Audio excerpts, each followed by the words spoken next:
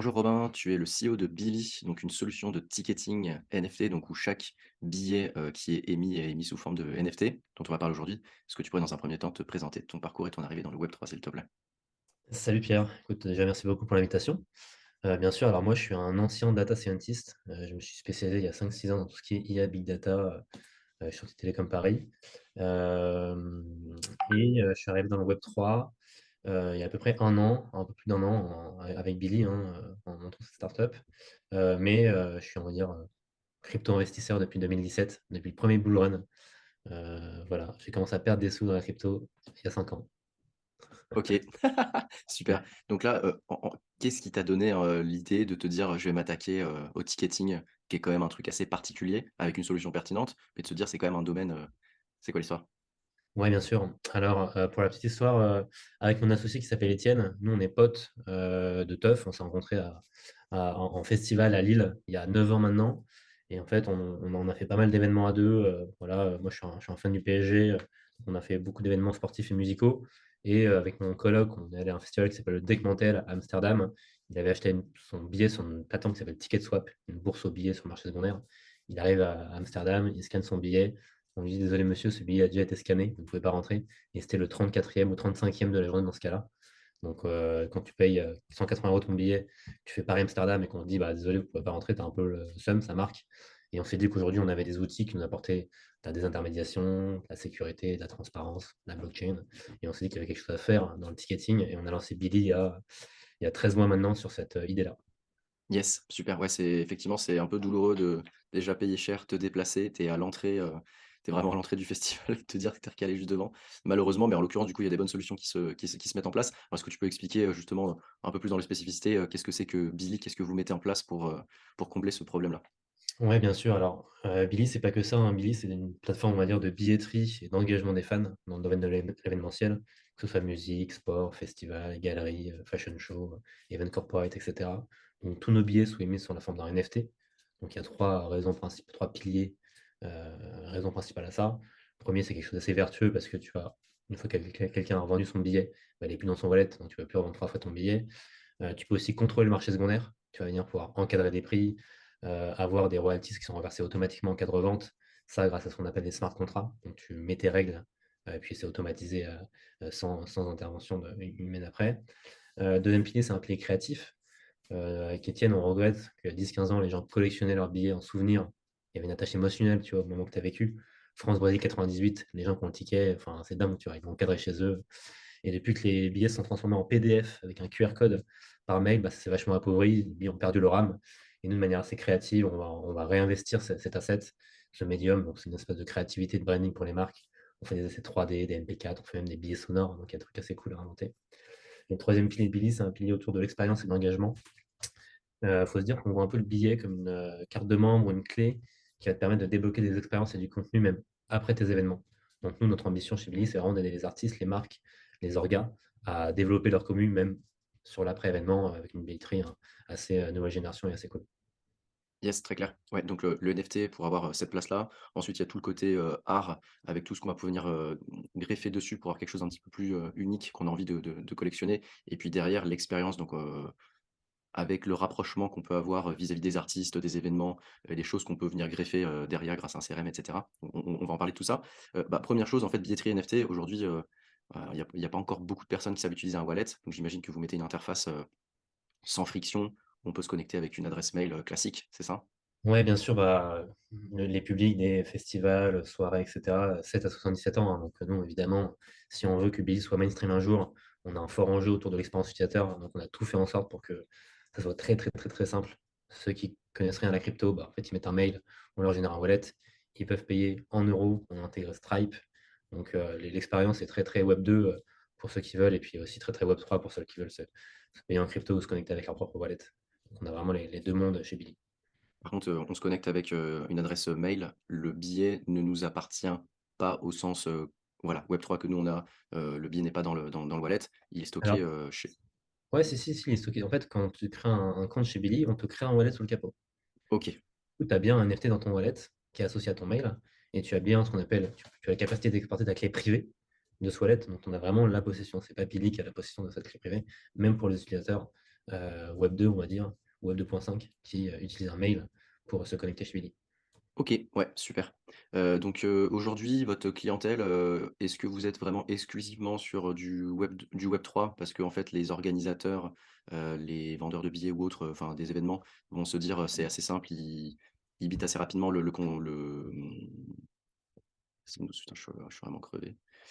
Est-ce qu'aujourd'hui, vous êtes vraiment, spécifiquement axé, dans l'événementiel Web3 où les organisateurs, comprennent les subtilités d'émissions de NFT sous forme de billets sous forme de NFT, pardon? Ou vous vous attaquez aussi un petit peu à des événements, Web2 ou alors là, j'imagine qu'un travail d'acculturation, parfois important doit être fait?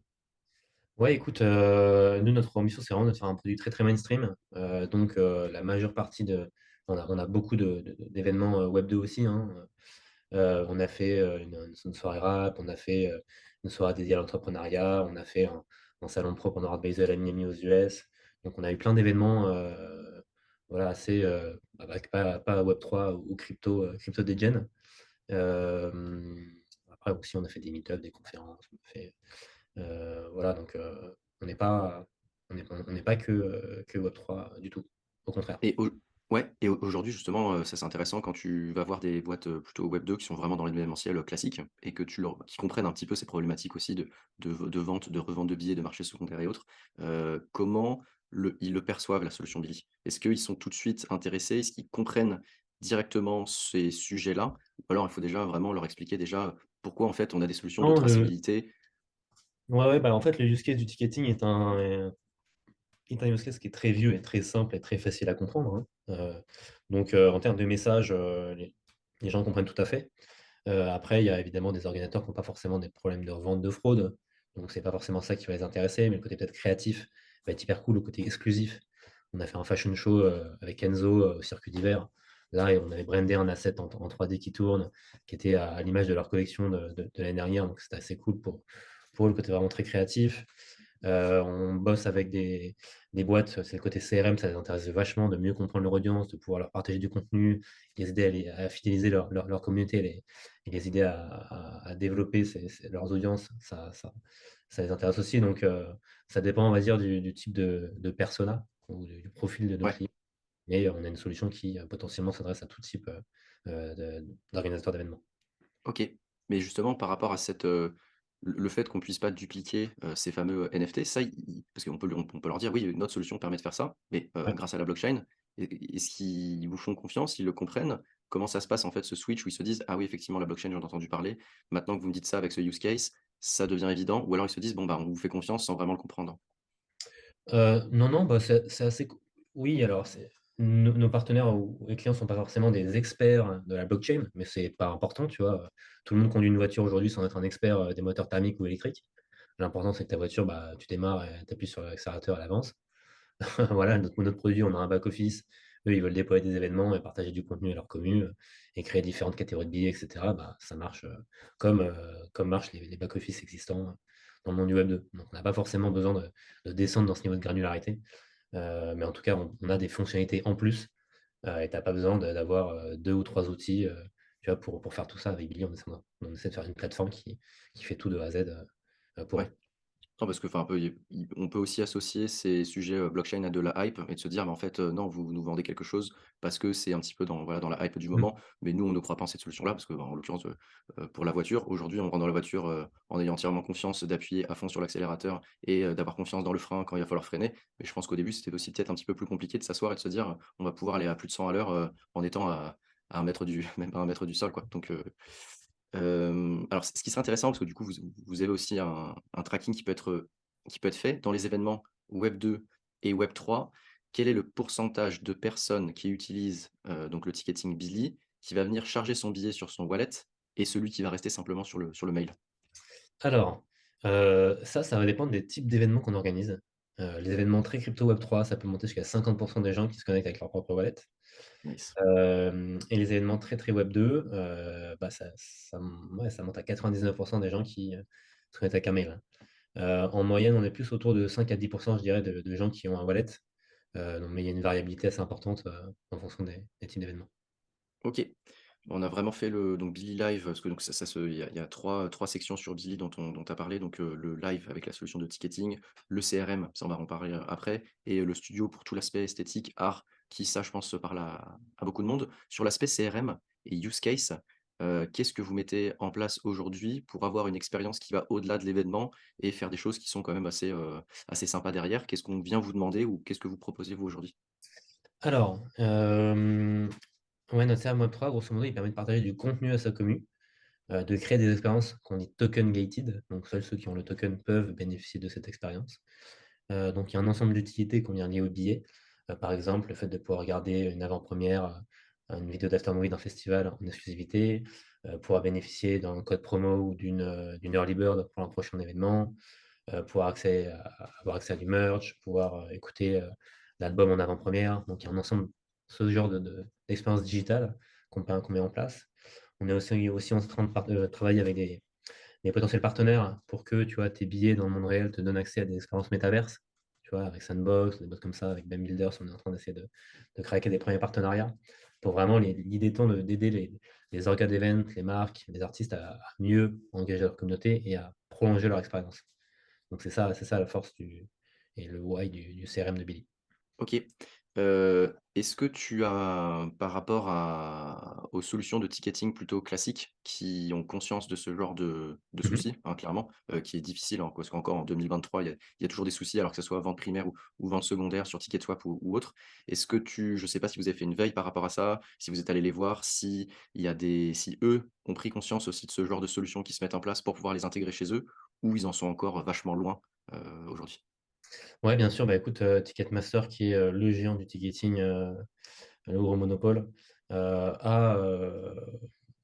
est en R&D sur ces sujets-là. Ils avancent avec la blockchain qui s'appelle Flow, donc ils avancent en interne sur ces sujets-là. Après, les autres, tu vois, les gros, type, Eventbrite, Fnac Spectacle, France Billet et cetera, en sont très, très loin et c'est même pas du tout dans leur roadmap. Dis-toi que ces boîtes-là, elles ont même pas été capables de gérer la revente depuis 15-20 ans, alors que c'est elles les émetteurs de billets. Donc de là à se dire qu'ils vont, faire un énorme pivot pour faire achat, revente sécurisée, peut-être partage de contenu, aider les marques à développer leur commu. Enfin, c'est une nouvelle approche et c'est pas ce qu'ils font. Donc, je suis assez, voilà, assez optimiste concernant Billy et assez sceptique sur leur capacité à délivrer dans l'écosystème Web3.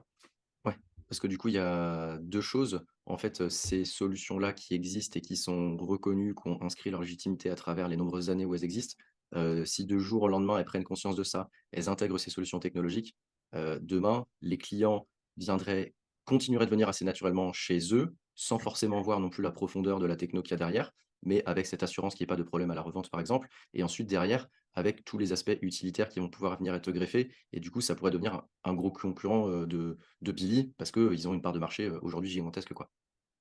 Ouais, ouais, bien sûr, bah, ils ont une, grosse force de distribution. Après, il y a 2 sujets. Le premier, c'est que, tu vois, il y a 10-15 ans, la Fnac était puissante en France, parce que les gens allaient chercher leurs billets, essentiellement à la Fnac, l'acheter en Ouais. papier, et le retirer chez Auchan, à Carrefour. Aujourd'hui, plus de 90 des billets sont vendus en ligne. Donc déjà, ils ont perdu, cette force de distribution qui étaient les boutiques qu'ils avaient. Aujourd'hui, tu vois, en Orelsan, où il y a pas mal d'artistes qui sont en capacité de s'auto-distribuer, ils font, des posts sur les réseaux sociaux et hop, avec un lien et les gens en fait, on n'a plus besoin d'une boîte comme la Fnac pour faire ça. Et le deuxième point important, hem, c'est qu'en termes de philosophie de valeur, une boîte comme Ticketmaster, qui est un gros, monopole, un gros lobby, si tu leur dis, bah, décentralisation, désintermédiation, aider les artistes et les marques à développer leur commu et cetera, c'est pas forcément, c'est pas forcément ce qu'ils prônent. Donc il faudrait qu'il y ait un vrai shift aussi, stratégique en termes de sens au sein de la boîte de ces boîtes. Ce que je challenge, beaucoup et moi je crois pas du tout, en un Ticketmaster qui va faire un gros move dans le Web3, voilà.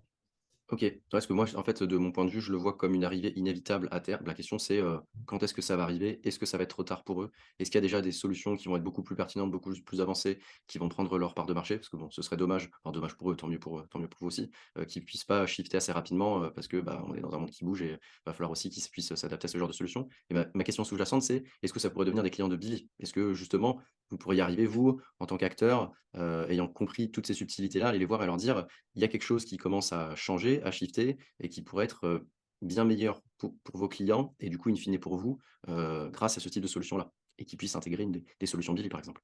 Ouais, bien sûr.